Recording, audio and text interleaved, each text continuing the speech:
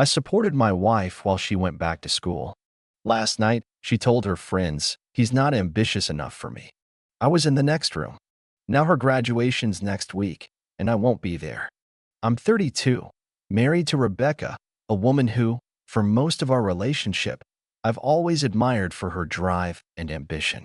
She's one of those people who never seems to be satisfied with standing still, always looking for something more. It's something that drew me to her when we first met, and it's something I've always respected. I'm not exactly the same. I'm a bit more grounded, a little more comfortable with where I am in life. I'm content with the work I do, and while I'd never say no to advancement, I'm not the type to chase it at all costs. We've been married for 7 years now, and for a lot of that time, I've been in her corner. Her dreams were big, and I wanted to help her make them happen, even if it meant putting my own ambitions on hold. A few years ago, Rebecca decided to go back to school. She had been talking about it for ages, dreaming of earning her master's degree and eventually becoming a school principal. It was something she'd wanted for a long time, but life kept getting in the way. So when she finally made the decision to do it, I was all in. She'd been talking about it for months, planning, working out how we could afford it, and I knew it was going to take a lot of time and effort. At that point, I was working a steady job in construction. It was a good job, but not exactly glamorous. I made enough to support us, and that's all I really needed. I knew I'd have to pick up extra shifts to cover her tuition and living expenses. So that's what I did. I worked late nights, weekends, you name it. She had long study sessions, late nights in front of the computer, books spread out across the kitchen table, and I made sure the house ran smoothly while she focused on school. I did all the things I could to make her life easier, without complaint. I knew it wasn't easy for her, and I understood the pressure. Over time, though, things started to change. Not drastically, at first, little things, here and there. She'd be more tired than usual, more short-tempered.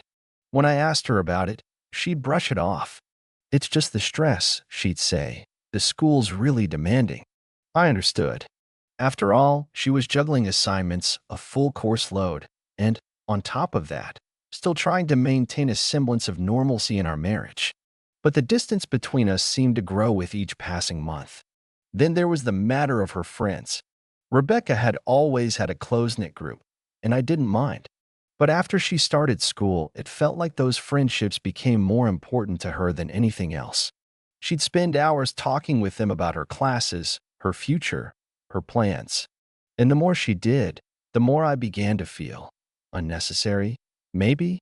I was happy for her, of course, but it felt like I was being pushed further and further out of the picture.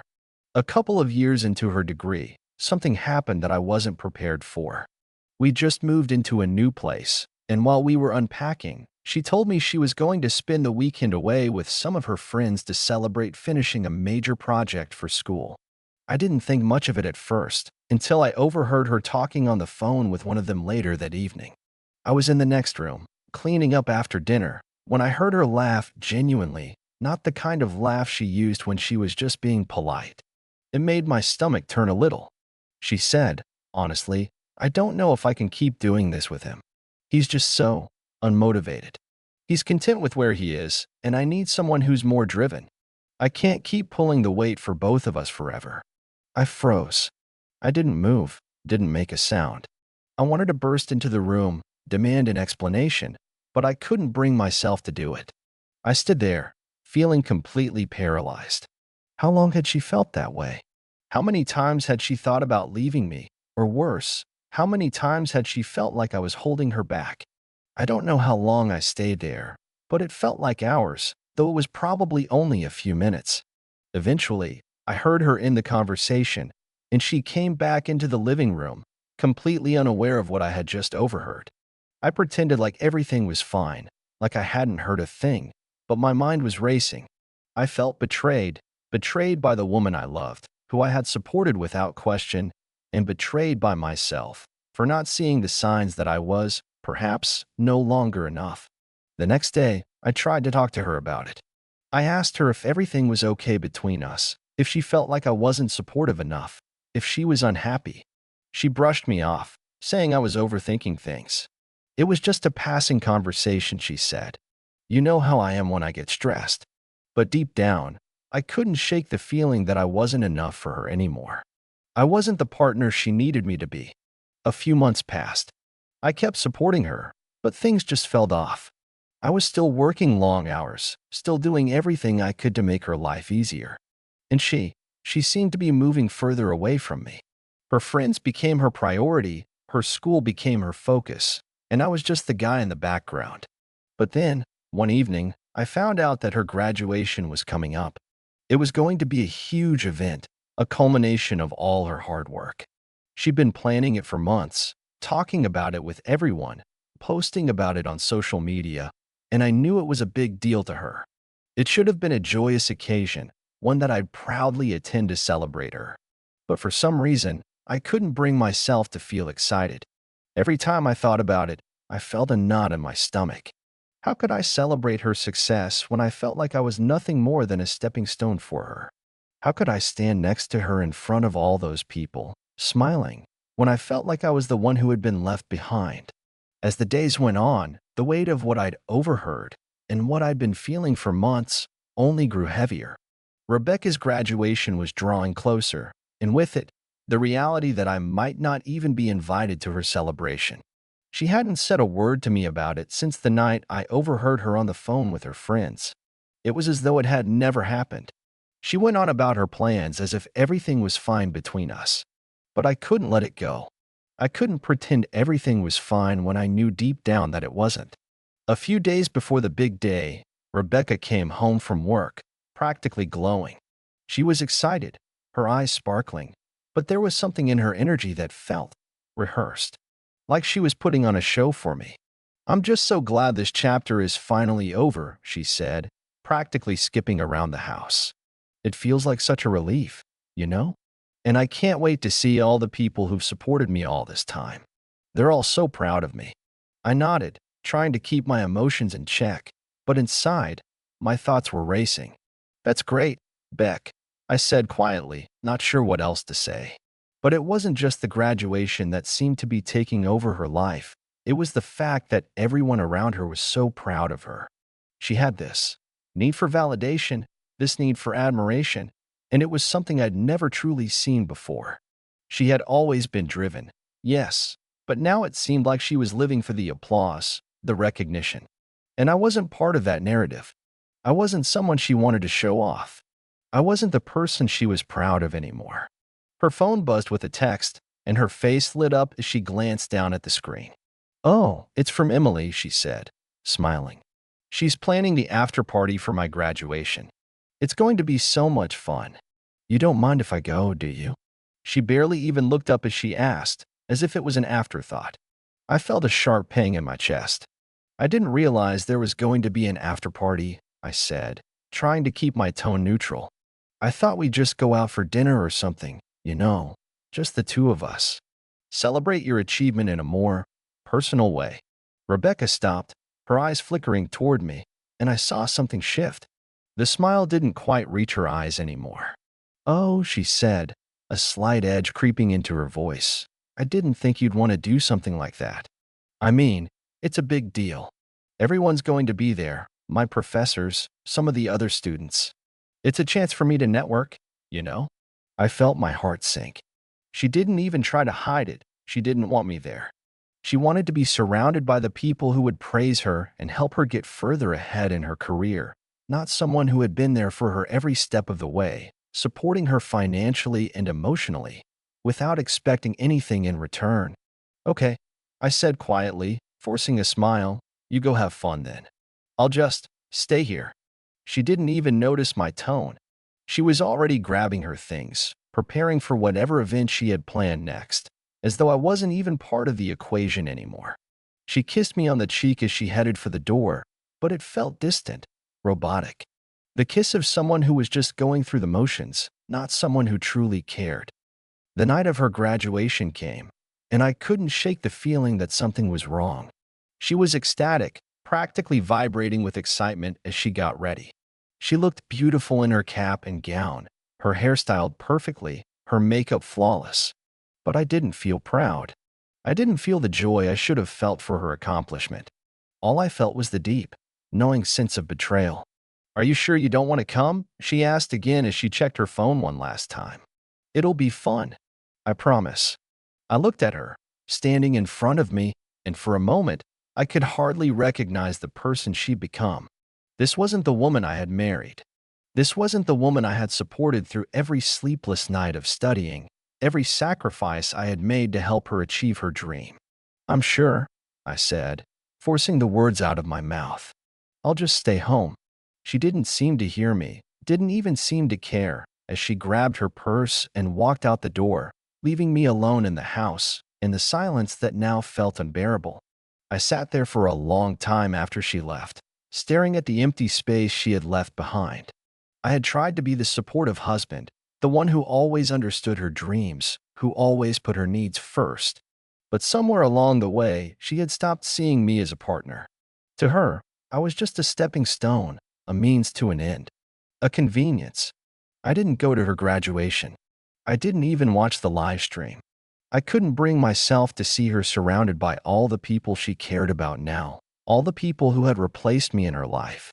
The next morning, she came home, glowing and triumphant. She talked about the party, about the networking she'd done, about all the people who had congratulated her. And it was clear she wanted me to celebrate with her.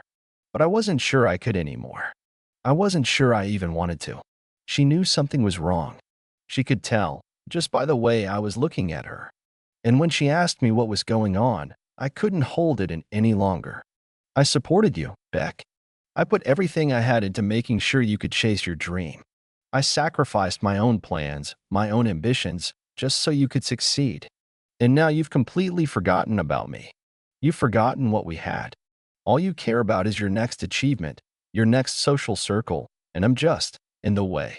She stared at me, her face hardening. For the first time in a long while, she didn't try to hide her feelings. She didn't soften her words. You're right, she said, her voice colder than I'd ever heard it. I don't need you to be my support anymore. I've outgrown you. Those words hit me like a freight train. And in that moment, I realized she wasn't the woman I had married.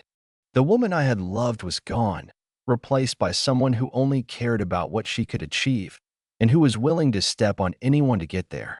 I stood there, staring at her, not sure what to say, not sure what I was even still doing in this relationship. But I wasn't ready to give up just yet. There had to be something I could do, something that would make her see what she was about to lose. I spent the next few days in a haze. It was hard to focus on anything, especially with Rebecca walking around the house like nothing had changed. She seemed so proud of herself, so wrapped up in her success, and she barely noticed the distance that had grown between us. But I noticed it, and it stung. I wasn't the kind of person who acted impulsively, who let emotions dictate my actions. But I had been thinking about everything, about all the times I had put my own life on hold to help her chase her dreams, about how she had dismissed my feelings, about how, after all the sacrifices, I was suddenly nothing more than a bystander in her story. I couldn't just let that go. I couldn't walk away from this without doing something to make her understand what she was about to lose. The first thing I did was pull back. I stopped trying to be the supportive husband. I stopped being the one who took care of everything in the house, the one who made sure she had everything she needed. I wasn't going to keep enabling her behavior, not anymore. The second thing I did was take a hard look at my own life. I had been working the same job in construction for years, never really pushing for advancement. I had always been content with where I was, because I believed in supporting her and helping her achieve her goals. But maybe it was time I started thinking about myself. Maybe it was time I focused on my own ambitions. So, I took action. I started looking for a new job. One that wasn't just a job to pay the bills, but something that could give me the career and the life I had put on hold for so long. I knew it would take time, but I was willing to put in the effort. For the first time in years, I felt like I was doing something for myself, not just for Rebecca. But that wasn't enough. I couldn't just leave things like this. I needed her to feel what I was feeling. I needed her to realize how much she had taken me for granted, how much she had used me as a stepping stone for her own success, without ever thinking about what it was doing to me. I started by making small changes. I stopped showing interest in her accomplishments. When she came home and bragged about how well her networking went at the graduation party, how everyone was so impressed with her, I didn't ask questions or pretend to care. I didn't even congratulate her. It was hard, but I knew it was necessary. She needed to understand that I wasn't going to be her cheerleader anymore, that I wasn't going to stand in the background while she kept moving forward, leaving me behind. The less I reacted to her, the more she started to notice. It was like a switch flipped. She began asking me why I wasn't as involved, why I wasn't celebrating her success with the same enthusiasm I had before. But I didn't give her the satisfaction of a response. And then, I started taking little steps to rebuild my own life. I enrolled in a few evening classes at a local college, nothing too major, but something that would help me improve my skills and eventually open doors for better job opportunities. I didn't tell her about it. I didn't feel the need to. She had made it clear that she didn't care about my career aspirations, so I was going to keep this one for myself. Rebecca's reaction to my withdrawal was predictable. She started getting annoyed with me. She began making passive-aggressive comments about how I was changing and how I wasn't the same supportive husband she had married. She would ask me questions like, "What happened to you? You used to be so motivated, so eager to help me." It was like she couldn't fathom that I had my own life, my own dreams, too. I was no longer the one who sacrificed everything for her. I was no longer the one who was always there when she needed me. I was no longer her backup, her safety net. One day, about a month after her graduation, I did something that surprised even me. I took her to a nice dinner, something to get her to relax, to get her talking. I had planned it carefully, knowing she would be caught off guard. The conversation started innocuously enough, with her talking about how her job prospects were looking up, how she was already considering applying to a few higher-tier schools to continue her education. But then I dropped the bombshell. "I've decided to apply for a position at a company," I said, casually. "It's a big move, but I think it's time I stepped up. It's a lot more responsibility, but it feels right." Rebecca stopped mid-sentence, her fork hovering over her plate. Her expression shifted from casual interest to something more calculating. "Really?" she asked, almost too casually. "That's interesting. I didn't know you were looking for something new." I nodded, keeping my voice steady. "Yeah, I've been thinking about it for a while. It's something I've wanted for a long time, and I think I'm ready to go after it." She was quiet for a long moment, the wheels clearly turning in her head. And then, with an almost imperceptible change in tone, she said, "I hope you don't expect me to support you the way I supported you before." The word stung, but I didn't flinch. Instead, I leaned back in my chair, looking at her with a calmness I hadn't felt in years. "No," I said softly. "I don't expect that. I've learned how to support myself. But I do expect you to recognize that I've been there for you every step of the way. And I'm not going to be the one holding you up anymore." Her eyes widened slightly, and for the first time in a long time, she didn't know how to respond. The smug confidence she had once had seemed to falter. She tried to recover, of course. "I'm just saying that," but I cut her off. "I know what you're saying, Rebecca. I know exactly what you're saying." The dinner ended awkwardly after that. She didn't say much on the drive home, and when we got inside, she immediately started scrolling through her phone, pretending like nothing had changed. But I could tell something had shifted in her. For the first time, she seemed a little rattled. I wasn't done, though. Not by a long shot. This was only the beginning. She needed to feel the weight of her actions. She needed to see that there were consequences to treating people like they were disposable. And I would make sure she realized just how much she had taken me for granted. I wasn't going to make it easy for her. But this time, I wasn't going to be the one who apologized. Not when she was the one who had destroyed the foundation of our marriage. The days following that dinner were tense, but a shift had occurred. Rebecca had always been the one to drive our relationship. She'd been the one calling the shots, making the plans, dictating what we did next. For the first time in years, she was forced to reckon with the fact that I wasn't just her support system anymore. I had my own goals, my own ambitions, and I wasn't going to bend around hers anymore. I continued with my plan. I focused on myself, my job, my courses, and slowly but surely, I began building a life that wasn't tied to Rebecca's needs. I didn't let her passive-aggressive comments get to me. I didn't rise to the bait when she complained about me being distant or unsupportive. Instead, I became more distant. I wasn't unkind, but I stopped seeking her approval. I started putting up emotional walls between us, and it became clear that she didn't like it. But it wasn't my job to make her feel comfortable anymore. As time went on, I began receiving responses to the job applications I put in. I was offered a position at a company that was far beyond anything I had ever considered. It was a job that not only paid well but also offered room for growth, something I hadn't had before. The decision was easy. I accepted it. When I told Rebecca about it, she was quiet at first, clearly not expecting this level of progress. She didn't seem thrilled. She said something nonchalant like, "Well, I guess it's good you're doing something." But her eyes told a different story. She wasn't happy. She wasn't even proud. She was annoyed. And in that moment, I knew. She had always been the one to chase validation, to seek praise from others, and now she couldn't handle the fact that I was no longer dependent on her approval. She was no longer the center of my world. By the time the job started, things had reached a breaking point. I was doing well in my new role, better than I expected, actually. I was gaining confidence, building relationships at work, and for the first time in years, I felt like I had a sense of control over my life. Rebecca, on the other hand, seemed more irritated than ever. The distance between us had become palpable. We weren't fighting, at least, not overtly, but the coldness in the air between us was undeniable. It came to a head one night when she came home late, after spending the evening with some colleagues from her graduation class. She was drunk, and it wasn't the first time I'd seen her like this since the shift began.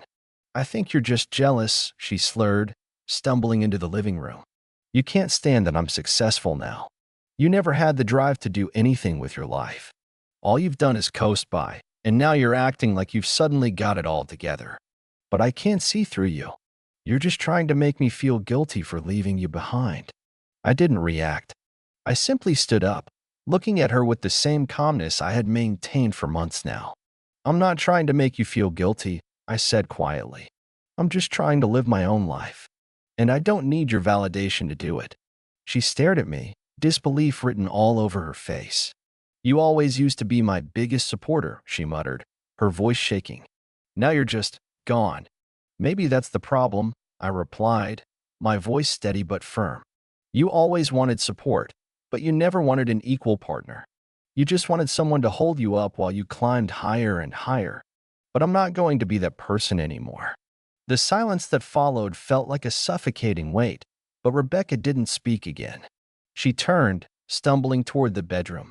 It was clear she was too drunk to continue the conversation, but I knew deep down that we were past the point of no return. I had no interest in trying to fix what was broken. Not anymore. The next morning, she was quieter than usual. The kind of quiet that made me think she was trying to avoid confrontation. I didn't let that stop me.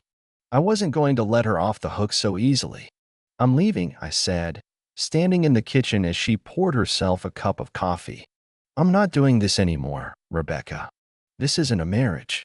This is a one-sided relationship where you take, and I give until there's nothing left of me." She didn't even look at me, her gaze fixed on the coffee as if it was the only thing that mattered. "You're really going to walk away from this?" she asked, almost absent-mindedly.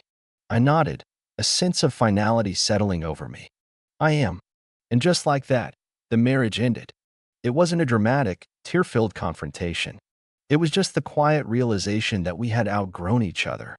We had different lives now, and no matter how much she wanted me to still be the guy who held her up while she pursued her dreams, I wasn't that person anymore. I left the house that day, the weight lifting from my chest. I had walked away from something that no longer served me. It felt like a victory, but it wasn't a triumphant one. It was bittersweet. I had loved her, and I had tried to support her dreams, but in the end, she had stopped loving me for who I was. She only loved the version of me that was useful to her. Since then, things have changed in ways I never thought possible. I've grown into myself more than I ever could have imagined. The job I took is turning into something even better than I had expected. I've made new friends, built my own identity separate from her, and slowly but surely, I've regained my confidence. Rebecca, on the other hand, is still chasing her success. She's moved on to new people, new opportunities. But from what I hear, she hasn't found the fulfillment she thought she would.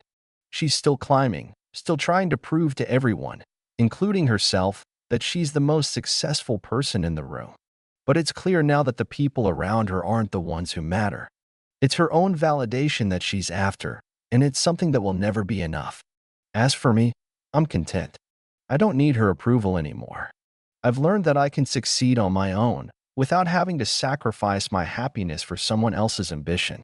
My life isn't perfect, but it's mine, and for the first time in a long time, I'm proud of it. Rebecca hasn't tried to contact me. She knows it's over. And maybe, in the end, that's the kind of closure I needed.